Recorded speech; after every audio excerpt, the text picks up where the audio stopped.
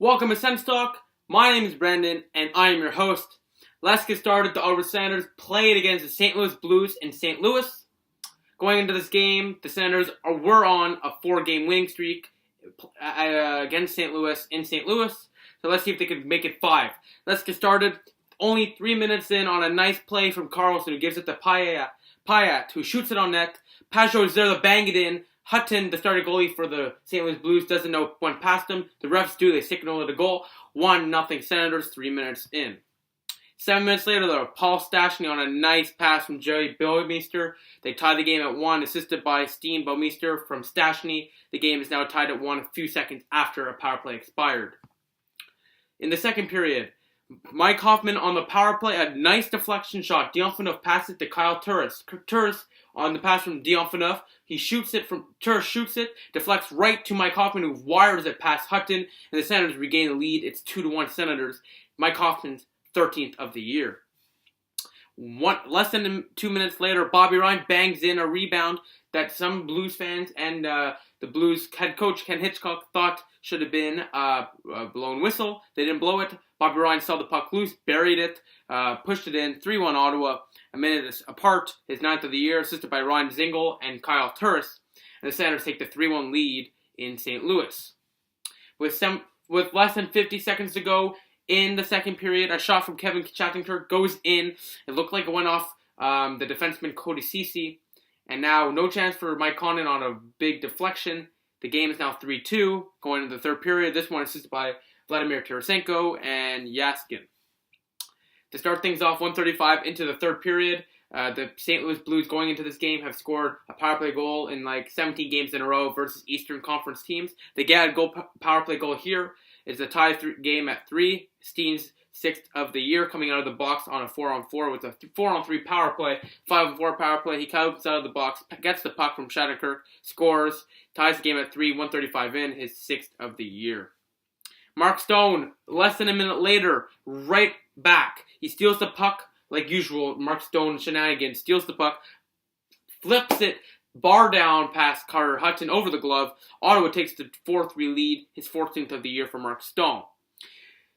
7 minutes left in the game. A shot from Mike Hoffman goes in on a beautiful pass from Jean-Gabriel Pajot. That line was so productive tonight. A Pajot pass from behind the net in Gretzky's office finds Hoffman wide open. He goes down on his knee, fires it past Hutton. No chance. No goalie would have stopped it. Ottawa takes the 5-3 lead, assisted by Jean-Gabriel Pajot and Tom Payat, as Hoffman gets the 2nd of the night, 14th of the year. With 2 minutes to go, pass from Zach Smith goes to Derek Brassard. Stone gets the 2nd of the night into the empty net. Ottawa leads at 6-3. 2nd of the night for Mark Stone, 15th of the year. Both less than a minute to go. 40 seconds left. A shot from Berglund goes in, finds his way in, assisted by Edmondson and Perron. A lucky goal. The Blues make it a 6-4 game and maybe make a comeback. If they don't, Ottawa holds on. They won 5 in a row now in St. Louis as the Senators regain control in the standings, and they now are back in a playoff spot in the wild card race and in the divisional race. Of course, they're tied with the Leafs as they have defeated the St. Louis Blues 6-4. And it seems like almost every night, every game, the past 2 nights has been high scoring. Yesterday it was 8-7 for the Penguins. Tonight it was 7-6 for the Dallas Stars over the Rangers. By the way, Mika Zibanejad return got 2 goals, so congratulations, Mika. And the Senators today won 6-4. So plenty of goals going around, and you know what? I don't believe in shrinking the goalie equipment because you're seeing these games. You score by skill. Fans will love the game because they love the game. I know I like to see goals too, but I'm telling you for a fact, fans will not like it when their goalie's allowing 5 goals a game and their team can't score more than 3. There's defensive teams in the league like New Jersey, maybe even Carolina. No, more New Jersey. And I'm telling you, they don't want this. Because I know Corey Schneider is an elite goalie, but they don't have scoring. So if a few goals go in on Corey Schneider, the Devils won't win. This is why they should keep it the way it is. The scoring is fine, and eventually the league will adapt to it. Look at the 3-on-3 shootout, overtime. They adapted to it, and now it's more games are going to the shootout still. So what's the point of making the equipment smaller? Because they all adapt to it. Goalies will adapt to it. It won't make a difference, and really, for a short period of time, it'll screw up some teams in the standings. So it just doesn't make sense to me. It's stupidity, and it's just trying to change the game for no reason. You're going to score, you have to have the skill to score. You don't have to score because there's less than an inch left on his pad or his pants. But we'll see what it goes. Apparently in February they have to switch it, but we'll have a discussion about that later. The final shots on goal, 9-8 Blues after the first period, 9-6 Senators after the second period, tied at 7 after the third period, for a final tally of 24-22 Ottawa. Face-off percentages, 37 for both teams for 50%. Power plays, both teams 1 for 2. Hits were 30-18 Ottawa, always the more physical team, and shots 24-22 Ottawa. And the 3 stars of the game, third star from the Blues, Kevin Shattenkirk, a goal assist. He is in trade rumors, a -1 rating with 23 minutes on the ice. Second star of the goal, a 1 goal, 1 assist, a 2 penalty minutes, a 2+ rating, 18 minutes on ice, Jean-Gabriel Pageau. And the first star and the SENS YouTube star of the night, Mike Hoffman, was explosive, a +3 rating, 2 goals, and 18 minutes on the ice. That we have 3 productive scoring lines, and it's looking good for Ottawa. The defense is it's 11th best in the league defense compared to last year, 26th. The offense starting to come around. The team's shaping up to look like a definitely contender for a run in the playoffs.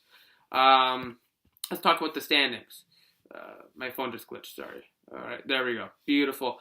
Let's talk about the divisional standings. Toronto did win today. We now have this is really weird because we have 5 games still on hand on Boston, and they're only a point ahead of us. Anyway, 45 games played for the Montreal Canadiens, who are in first place. They're 27-12-6 for 60 points. Boston, who has played more than 5 games than us, is 47 games played. They're 23-19-5 for 51 points. If it wasn't for Tuukka Rask, they would be like the Islanders, way out of the playoffs. Toronto, who's heating up very much. Boston will be out of the playoffs, and I assume so Toronto and Ottawa will be in all 3 Canadian team divisional spots. Right now, anyway. Toronto, 42 games played, 21-13-8, 50 points. Let's see if they can keep it up. Ottawa staying very close, 42 games played as well, matched the same amount. 23-15-4, they're in 4th place for 50 points. Florida, who lost today, I believe, 45 games played, 20-17-8. We have 3 games in hand on them, and 2 points ahead of them, 48 points. Tampa Bay, we also have 3 games in hand on them. They're 21-20-4. We have 4 points ahead of them. Detroit, we have 2 games in hand on them. They're 19-6. Coro, their goalie, is doing very well. They're 44 points. Buffalo at the bottom of the standings, 44 games played, 17-18-9, 43 points. Here is the wild card. First place is the New York Rangers, 45 games played, 28-16-1, and 57 points. I assume Metropolitan Division teams will flip-flop for that spot. Ottawa is in second place, 42 games played. We just said Philadelphia and Carolina are in the other 2 spots. A big aspect to the Senators' games lately has been the fact that they've been able to contain big names. They've played the last 6 games. They've played Ovechkin twice. They've played Connor McDavid. They've played Austin Matthews. They've played Sidney Crosby. Now they played Vladimir Tarasenko. All 5 of those games, those players were ineffective. So good job by the Senators' defense. They've really started to contain star players, and they're starting to win games, and they're looking very consistent, much better than last year, and I'm looking forward to it. It's looking good for the Senators as they've won their first game after the halfway mark of the season. Thank you all for watching. I really appreciate your support. Please, please, please click the big red button down there and subscribe to us. Like this video, share this video wherever you share cool stuff. Please follow us on Twitter at @SenStalk_. I would really appreciate it. We're growing up. We have like 620 followers there, so please join the Twitter family and follow us there. Like us on Facebook at SenStalk. Really appreciate it there. We upload our video links there every single day. It's the same with Twitter. Add a circle is a Google Plus at SenStalk. Click the big red button down there and subscribe to us. Again, please, please, please, and please share this video with all your friends on your Facebook, Twitter, etc. Please, SenStalkCentral.com, please check it out. We update it every single day, so please check it out.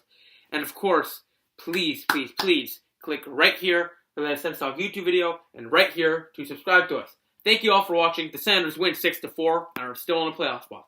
I'll see you next video. Go Sens go.